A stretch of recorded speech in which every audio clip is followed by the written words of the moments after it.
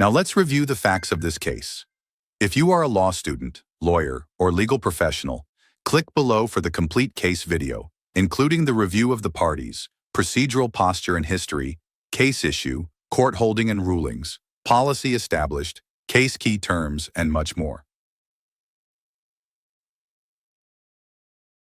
Pacific Gas and Electric Company, PG&E, the plaintiff, contracted G.W. Thomas Drayage and Rigging Company to remove and replace the upper cover of a steam turbine at one of its power plants.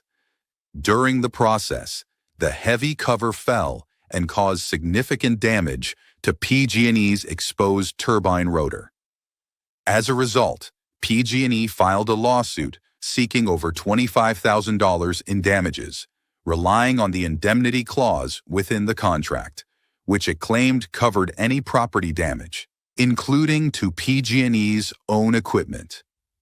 Thomas Drayage, the defendant, argued that the indemnity clause applied only to third-party property damage and not to damage caused to PG&E's own property. To support its interpretation, the company attempted to introduce extrinsic evidence that both parties understood the clause to be limited in scope. However, the trial court ruled in favor of PG&E, excluding the evidence on the grounds that the contract's language appeared clear and unambiguous, making additional interpretation unnecessary. Upon appeal, the California Supreme Court reversed the trial court's decision.